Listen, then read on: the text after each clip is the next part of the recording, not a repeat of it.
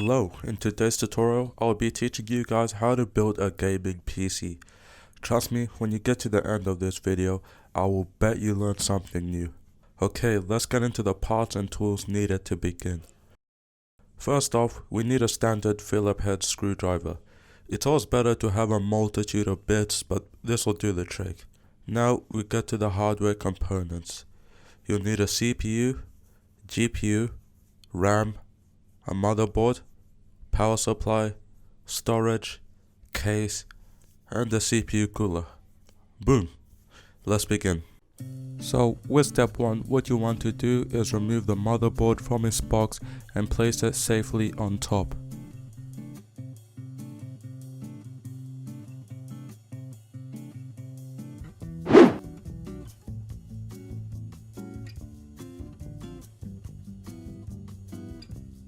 Next, we have probably one of the most daunting tasks for those new PC builders, but what you want to do is place the CPU inside the socket. And to do this, what you want to do is press down on the CPU retention arm, move to the side and lift it up safely. So what you want to do to safely place the CPU in its socket is you'd want to look at that golden triangle down the bottom left hand corner and line it up with the one on the motherboard. And to finally put the CPU in its socket, you'd want to push up on the retention arm and then push it down and lock it down in place. Next, we move on to installing the RAM. Now RAM is a pretty straightforward process, and depending on what motherboard you have, RAM can be installed in two different ways. To install RAM, you'd want to locate your two DIMM slots and open up the clips to allow the RAM to be seated incorrectly. Depending on the type of RAM you're using, the RAM will have a slit that you'd need to click in place corresponding with the notch on the motherboard. And you'd know that you placed the RAM in the DIMM slots correctly when you hear a satisfying click.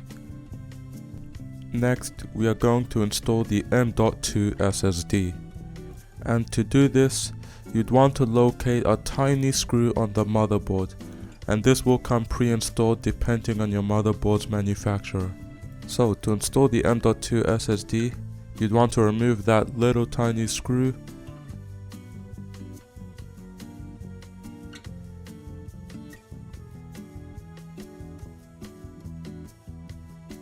What you want to do is locate that M.2 slot. Once found, gently slide the M.2 SSD in place and use that screw that you removed earlier on and screw the M.2 using that.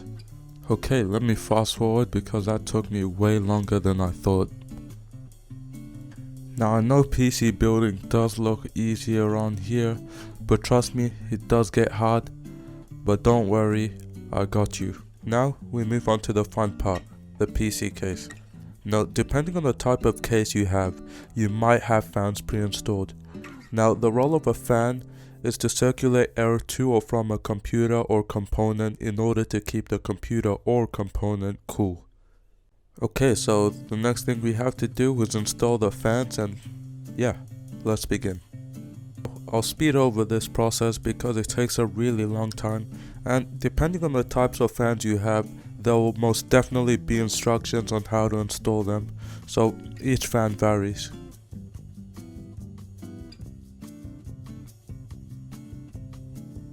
Now, probably one of the most tedious processes in PC building, installing the AIO liquid cooler.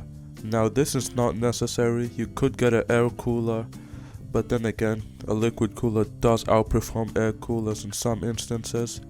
But yeah, let's get to installing the AIO. To begin installing the AIO, the first thing you'd want to do is locate where you want to place the AIO. Next, you'd want to line up the fans with the radiator. And using the long screw that comes with the AIO liquid cooler, you'd want to screw in both the AIO and the fans, almost making them like a sandwich. Once that's complete, you could go ahead and put the motherboard inside the case. And don't forget to actually screw in the motherboard in the case, and you could do this by using the standoffs and the screws that came with your PC case. Okay, so before anything, we have to put some thermal paste on the CPU so that we could install the AIO. Thermal paste is a thermally conductive chemical compound which is commonly used as an interface between heat sinks and heat sources, such as high power semiconductor devices, and in our case that would be the CPU that we installed earlier. To apply thermal paste, you'll need to get the syringe and gently press until you have a good amount of thermal paste on the surface of the CPU. I'm not gonna lie, I think I overdid it, but it should be fine. To install the AIO, locate the rear of your motherboard and put the backplate of the AIO on the motherboard. Next, you want to travel to the front of your motherboard and install the tall standoff brackets used to install the AIO. Finally, we get to installing the pump, and to do this, you want to put the pump over the standoffs and screw it down using those big thumb screws. Okay, we're finally done.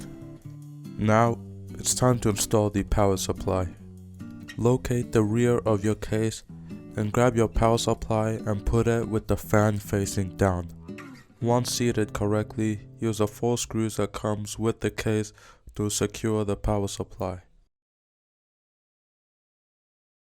Once done, we can finally install probably the most expensive part of a computer, the graphics card.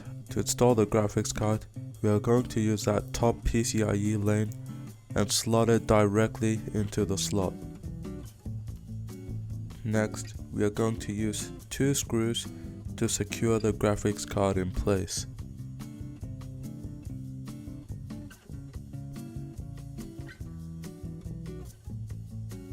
And there you have it, a finished gaming PC. Well, not quite, we still need to connect some cables and do all that kind of stuff to make sure the PC is running. Now this process is really long, so I won't include all of them, but I will include a montage of me putting those connectors in place. Let's go.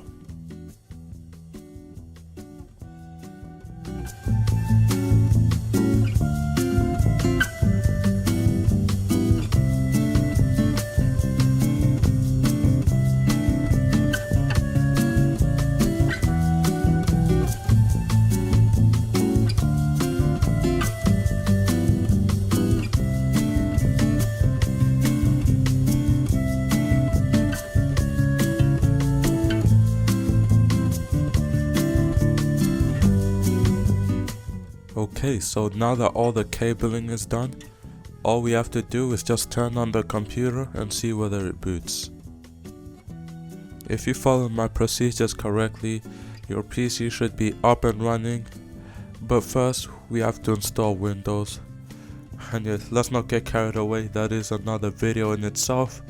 But anyways, I really hope you enjoyed today's video, and other than that, I'll see you in another day. Peace.